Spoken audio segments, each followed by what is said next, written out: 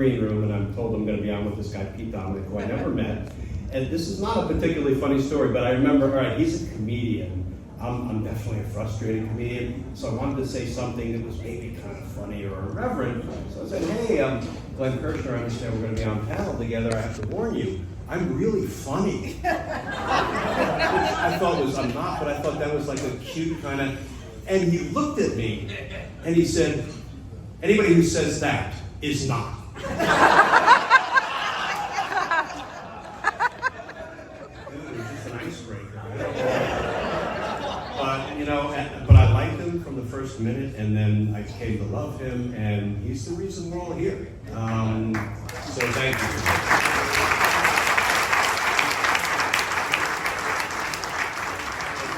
Can I just hit a few of the legal highlights, and then we're going to call it a night? Listen, last year, all we had to celebrate was a search warrant. This year, we have 4 indictments to celebrate.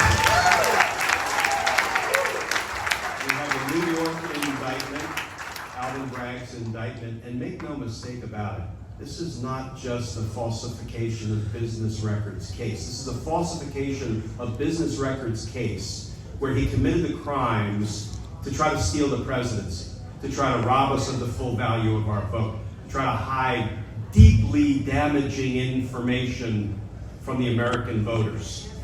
You know, that's not just a falsification of business records case. You know, he wasn't just trying to skim a little something off the top or not pay as much in taxes as he should have paid. So I'm thrilled that Alvin Bragg decided to stand up and bring that case. The second indictment, the classified documents case, not just the classified documents case.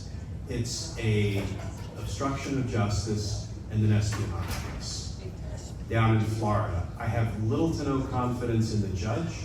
However, I have nothing but confidence in Jack Smith.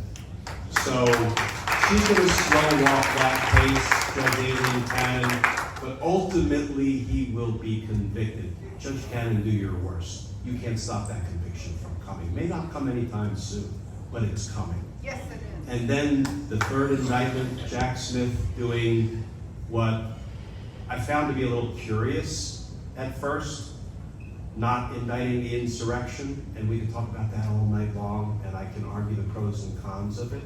I think it would have made implementing the 14th Amendment, Section 3's disqualification clause a little bit easier had he done it, but I understand why he didn't. But he indicted Donald Trump standing alone.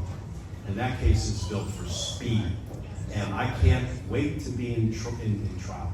That's a Freudian slip. I can't wait to be in court on Monday and watch my former adversary, Tanya Chutkin, who I tried murder cases against back in the day, take him to task and set a prompt trial date, a speedy trial date, and a trial date that honors the American people's right to have this case resolved in a timely manner. And then we've got District Attorney Fani Willis. I'm thinking about changing my middle name legally to Fani because I'm just that impressed.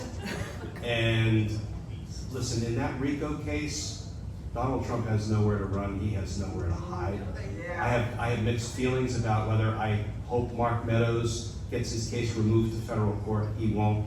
I have mixed feelings about a trial occurring in October of this year with perhaps Kenneth Chesebro and Sidney Powell. There are pros and cons to that. But Donald Trump will be held accountable at the end of the day for his crimes against the people of Georgia. So next year, I have absolutely no doubt that we'll be here celebrating the convictions and very likely the imprisonment of Donald Trump.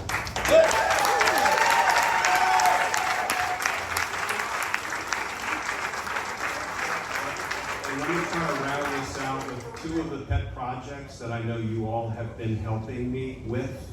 One is cameras in the courtroom, Yes. federal courtroom.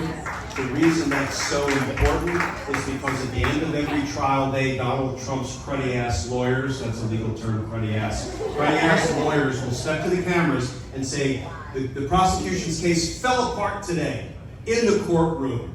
Witch hunt, political interference.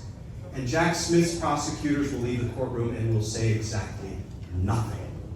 That's not a fair fight in the court of public opinion. We need cameras in the federal courtroom. The time has come, and I think the way to do it is to use the federal law that says victims of crimes designed to suppress voting rights in count 4 have a federal legal statutory right not to be excluded from the courtroom. It's under the Crime Victims' Rights Act, and we already have people writing their elected representatives saying, do everything you can do to honor our rights as crime victims not to be excluded from the courtroom, because if you don't allow cameras in there, we're all excluded from the courtroom. That is, it's aspirational, but it's legally supportable.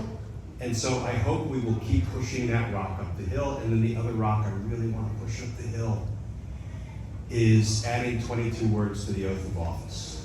The oath that Frank and I took, the oath that all federal employees and members of the military take to support and defend the Constitution against all enemies, foreign and domestic. Let's add just 22 words. It's easy to do.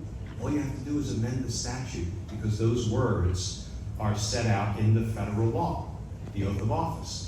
Let's add 22 words, and those 22 words are, and I will promptly report all instances of crime and or corruption by government employees and officials of which I become aware. And that way, it will put pressure on the people who think they can be on the inside of government. They can see government officials committing crimes, and they can say, you know what, I'm not going to report that. What I'm going to do is write a book about it after I leave government service and profit off of it. That's just flipping wrong.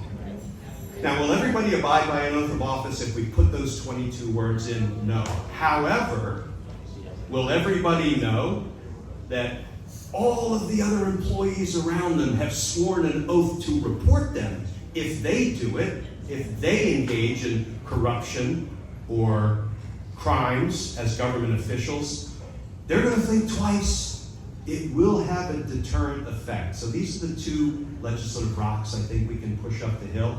And let me tell you, if a gutter kid from Jersey can see some federal legislation enacted that I put together right after I retired from the federal government, the Homicide Victims Families Rights Act, thank goodness, Eric Swalwell heard me out. We worked with him for years, and President Biden signed it into law last August, where the families of homicide victims whose cases have grown cold now have a legal statutory right to have their loved one's case given a relook, a review, and depending on the results of the review, a full reinvestigation. And we are working with the states right now, trying to push out that federal legislation to the states as model legislation.